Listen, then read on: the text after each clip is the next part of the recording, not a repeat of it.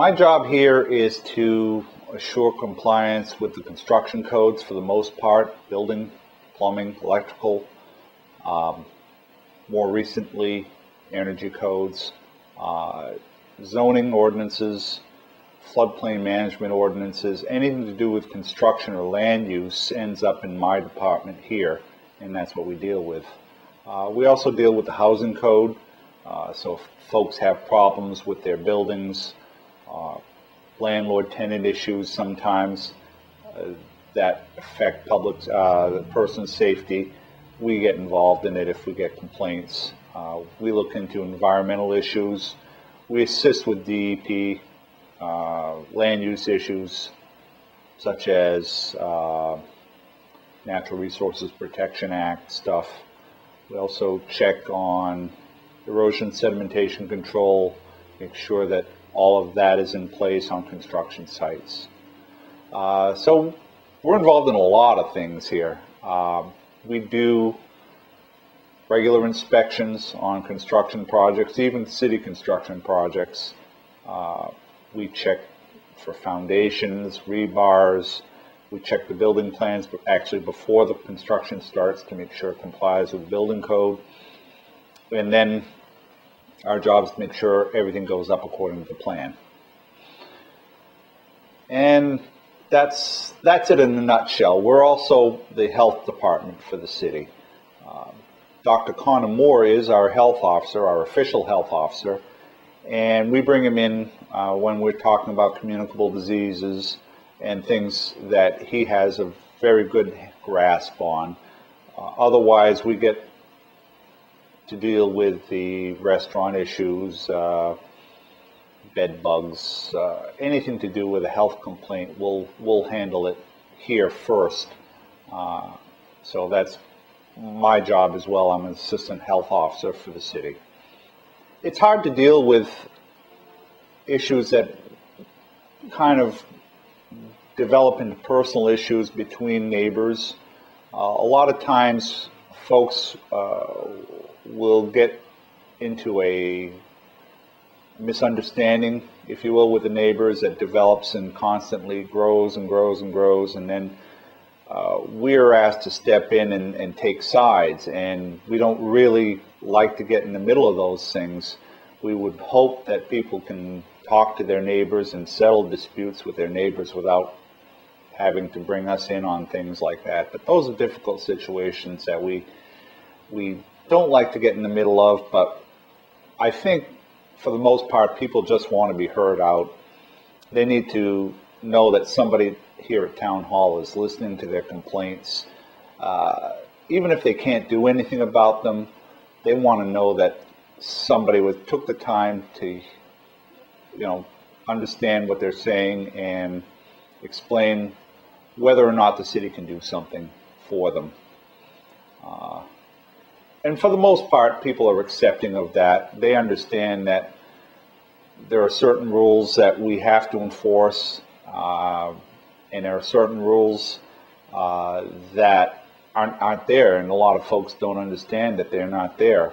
For example, I'll give you an example. There's what I call an urban myth that folks who put up fences have to put up the good side towards the neighbor. We don't even regulate fences in the city of Saco. People call us and they ask us what the regulations of fences are, and we tell them we have none. We do have some recommendations for folks when they put fences up, that they set it off their property line, make sure that they have a survey of the property before they put a fence up, because they want to make sure they're putting it on their own land, and that they try to give the neighbor a heads up that they're putting a fence in and maybe why they're putting a fence up. Many times it's security around a pool.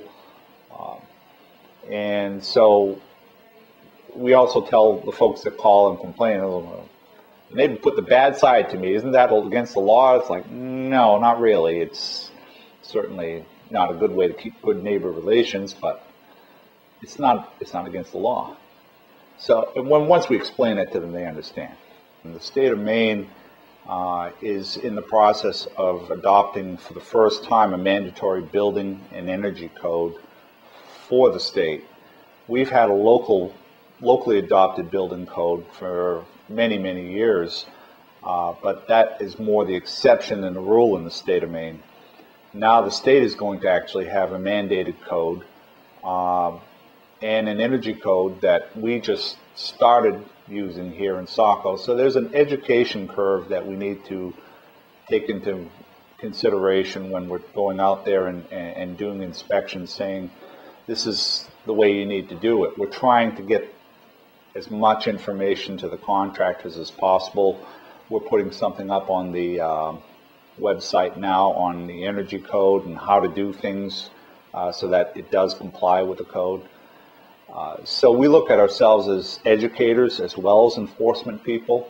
I think by and large 97 to 98% of the people that do construction in the city want to do it right, don't want to skimp, want to make sure that they meet the code, and all they need to do is know what that code says. So our job is to try to help them out with that. Deering Lumber has been really helpful in that regard.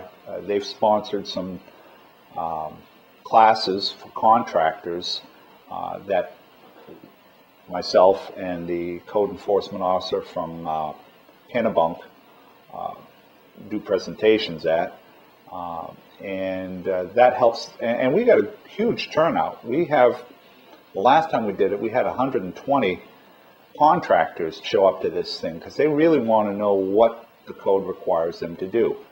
And they have a lot of questions because the code is written as a one-size-fits-all, and sometimes the situations call for some creative thinking. So they challenge us, and it's interesting to come up, and that's why I like this job. It's never the same thing every day.